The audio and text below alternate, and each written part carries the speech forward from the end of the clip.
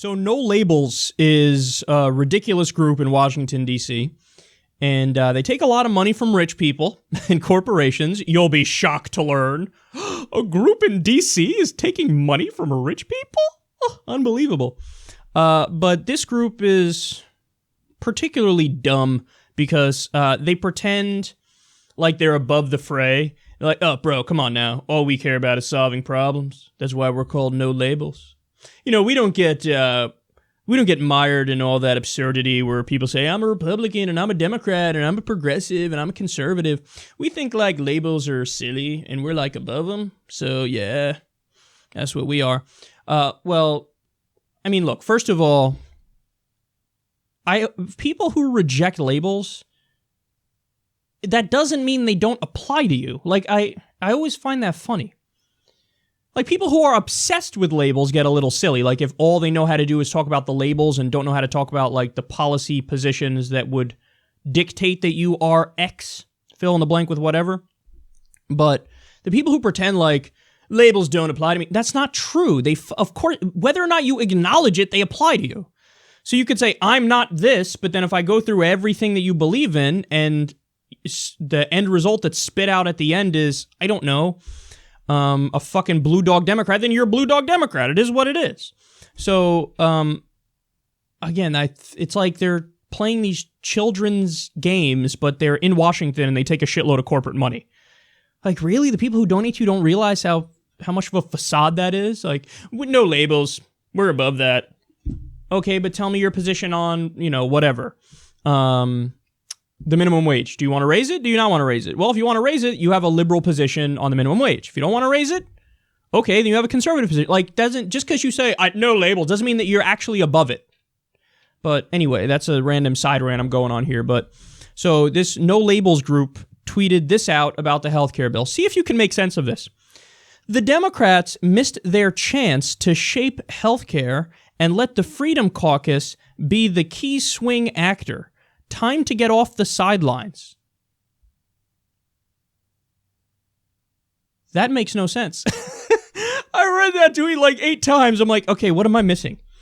The Democrats miss their chance to shape healthcare and let the Freedom Caucus be the key swing actor. Time to get off the sidelines. So maybe what they're saying is the establishment Republicans crafted the original bill, and now the Freedom Caucus is trying to influence the bill, and that's not cool. The Democrats should have stepped in and tried to influence the bill, as opposed to letting the Freedom Caucus influence the bill. But the bill is a Republican proposal, and it's not like, and I heard, who else said this? Chris Cuomo on CNN, airhead himself, was like, I don't see the Democrats proposing having counter proposals. Yeah, the actual liberal plan is single payer, Medicare for all. They haven't proposed that, granted. Public option is the other one. And then now it's Obamacare. So, hey, Chris, the Democratic plan is implemented. It already is law. So what do you mean, like, well, what's the Democrats' plan? The fucking thing that the Republicans are trying to get rid of. Like, what the fuck are you saying? And then here they're like, I don't know why the Democrats aren't stepping in to try to, what? Make the shitty Republican bill suck slightly less? The Democrats aren't going to vote for this because no matter how you craft this Republican bill, based on the facts, it's going to be worse than what we have now. And I'm saying that not as the biggest Obamacare fan in the world, as everybody knows, because I want Medicare for all. But man, what a fucking strange thing. Like, it strikes me, these are the kinds of people, it's like the cult of false centrism in Washington, D.C., and you see this with, like, Howard Kurtz, who used to be on CNN and now he's on Fox News. You see this with David Brooks a lot, the New York Times columnist. There are a bunch of people who, John Avlon, I think that's his name, of the Daily Beast, who they do this fucking weird tap dance where they say, like, oh, I'm just so intellectually superior to all you because, like, I see value in both sides in Washington, and, like, you should just split the difference and go down the middle, and that usually means that you're right if, like, you know, you're, like, a reasonable moderate or centrist. And they think it's, like they have the, no pun intended, Trump card.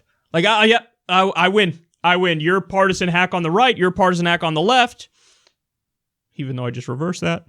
But yeah, see, I'm just superior. No, idiot, because again, what are they missing when they try to play that game? They're missing where the Overton window is in Washington, D.C., and in the establishment bubble in Washington. I already said in Washington, but you get the point. They're missing that. They're missing that the spectrum is already so far to the right that, you know, people look at Hillary Clinton in Washington as like a tried and true progressive. And people look at the right-wing fringe would be somebody like fucking Ted Cruz, who, I mean, or Louis Gohmert, who really, really is just out of his fucking mind. So if you're splitting the difference between Hillary Clinton and Louis fucking Gohmert, your centrist position is just going to be a pretty far right-wing position. And you're going to say things that make no goddamn sense, and you're going to make the rest of the modern world look at you like, damn, y'all are crazy. And also, centrism in a Washington sense is quite different from centrism in the country. Because the mainstream positions in the country, when you go issue by issue in polling, the centrist position is all like left-wing positions. Not even center-left. I'd just say left-wing positions. Free college, single-payer healthcare, raise taxes on the rich, raise the minimum wage, end the wars.